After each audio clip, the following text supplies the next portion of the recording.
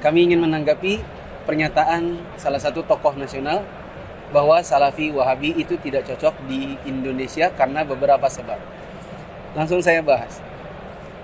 Teman-teman kaum muslimin yang dirahmati Allah, kalau dikatakan Salafi Wahabi itu suka mencomot masjid orang, justru sebenarnya yang seperti itu tidak ada bukti.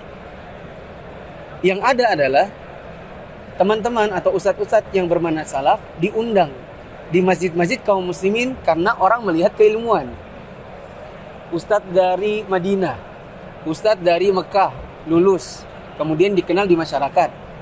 Masyarakat mengenal kok ilmunya jelas, ada dasar, ada dalil, kok ilmiah, kok lebih menarik. Mohon maaf, harus diakui juga sebagian ustadz salaf itu sangat menarik untuk didengarkan, bahkan oleh orang awam.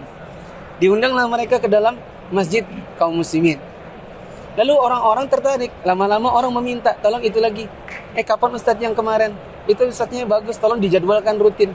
Lama-lama kaum muslimin yang ada di situ semakin suka melihat penampilannya seperti apa, diikuti. Seperti gini kan, bajunya gamis. Besok-besok sekretaris masjidnya pakai gamis. Bendahara masjidnya lama-lama pakai gamis. Ketua dakwahnya yang tadinya nggak ada jenggot ikut berjenggot. Akhirnya lalu seolah-olah takbir masjid yang ada itu mengikuti ustadz yang sudah diundang dari kalangan salafi ini, dan lama-lama image-nya adalah masjid ini diambil oleh salafi. Salafi itu nggak seperti itu. Saya di Balikpapan, sebagian teman-teman takbir masjid yang umum, yang memang itu masjid perumahan, saya bilang sama mereka, karena antum sekarang jadi takmir tidak bermakna semuanya antum jadikan salafi. Mohon maaf. Kenapa? Kita harus sadar diri, ini masjid dibangun dengan dana masyarakat umum. Nggak bisa antum langsung sporadis, ini ngambil semuanya gitu. Jangan. Biarkan dakwah itu mengalir tanpa antum paksakan. Nanti masyarakat akan melihat, ini loh lapak-lapak jualan dakwahnya. Ini lapaknya PS, ini lapaknya Gita, ini lapaknya Salafi, ini lapak ini lapaknya tadi. Biarkan masyarakat yang menilai. Saya ngomong gitu sama teman-teman. Justru tidak seperti sebagian orang yang ini masjid dibangun bersama, tiba-tiba dikasih plang hijau. Paham kan maksud saya? Langsung jadi masjidnya. Dipasangi gelantungan yang merupakan ikon ibadahnya. Maaf, tas misalnya. Yang tadinya mungkin di sebagian masjid tidak ada. Dipasang-pasangin lalu akhirnya berubah menjadi masjid satu warna. Justru Salafi menghindari yang seperti itu. Salafi itu ingin dakwahnya diterima apa adanya tanpa dipaksa. Nggak benar kalau ada perkataan Salafi itu mencomot masjid orang. Ya, di Balikpapan ada masjid ormas. Ustadz kita diundang. Lama-lama sekretarisnya, bendaharanya, sesi dakwahnya lama-lama berubah tanpa dipita, tanpa dipaksa. Mereka mengalir begitu saja. Apakah itu namanya mencomot? Nggak ada. Mencomot itu tiba-tiba dikasih plang Salafi. Itu baru maling namanya. Ya. Yang kedua, Salafi itu justru sangat cocok di Indonesia. Di Indonesia ini provokatornya banyak. Ya kan? Di Salafi atau kajian salaf, jangankan berontak kepada pemerintah, demo aja diharamkan. Bagaimana orang mau memberontak ketika demo saja itu dilarang? Dan itu sangat cocok di Indonesia karena ustadz-ustadz akan menyuarakan agar masyarakat itu bersabar dalam menghadapi kekurangan presiden, menghadapi kesalahan-kesalahan misalnya menteri, terutama yang bidang agama misalnya kan, itu akan lebih menghadapinya lagi dengan kesabaran, dengan ilmu, dan itu sangat cocok karena di Indonesia ini memang kekacauannya banyak, kekacauan di bidang politik, sosial, agama, masalah sara.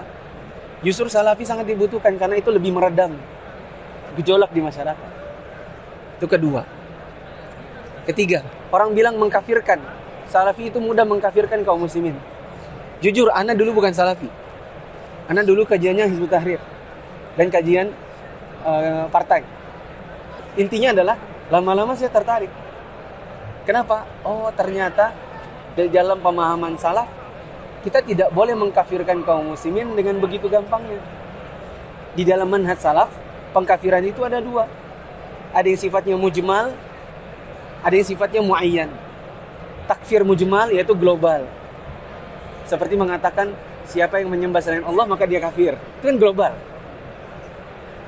Ada juga yang muayyan, yaitu yang tunjuk hidung. Misalnya berkata, kamu gak sholat berarti kamu kafir. Itu kan namanya cap stempel, vonis begitu kan. Di dalam pemahaman salaf justru mengvonis seperti itu kepada individu tidak diperbolehkan. Harus ada iqamatul hujjah, yaitu mengajak dia dialog dengan memberikan dalil-dalil. Ada namanya tabayun, nanya dulu, klarifikasi. Ada tasabbut, check and recheck. Nanti pun kalau ternyata orang ini terbukti secara syar'i bahwa dia jatuh ke dalam kekafiran, itu pun tidak langsung ngomong kamu kafir. Ya, singkat kata di dalam manhaj salaf justru orang itu tidak diperbolehkan untuk mengkafirkan kaum muslimin dengan mudah. Begitu. Meskipun secara syar'i kita sudah bisa tahu, oh ini dukun misalnya. Dukun itu jatuh ke dalam kekafiran kan gitu.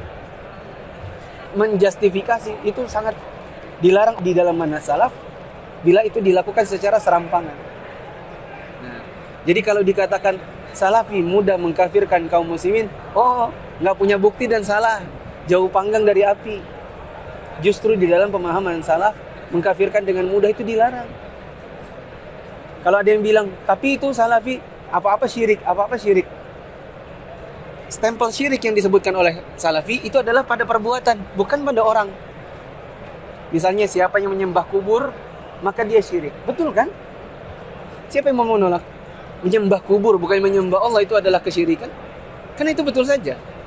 Adapun pelakunya orang per orang, misalnya kita punya tetangga, dia suka pergi ke kubur, kita nggak tahu dia ngapain, atau kita pernah tanya, kamu kalau ke kubur ngapain? Oh saya tawasul di situ. Itu nggak langsung, oh musyrik, nggak ada kayak gitu. Ya, yang ada cuma sekedar penjelasan. Kita kalau ke kubur yang disunahkan adalah memohonkan ampun buat yang dikubur, memohon sesuatu kepada Allah. Kalau kita datang ke situ kemudian kita berkata, wahai kubur, berikan saya rezeki, berikan saya jodoh, maka ini yang disebut dengan syirik. Dan yang dijelaskan adalah perbuatan, bukan stempel orang per orang gitu. Singkat kata, kalau ada orang mengatakan salafi itu tidak cocok di Indonesia, keyakinan ana justru sebaliknya. Salafi itu mengajak kaum muslimin untuk beribadah kepada Allah dengan mentauhidkan Allah dan tidak mudah dalam mengkafirkan seseorang.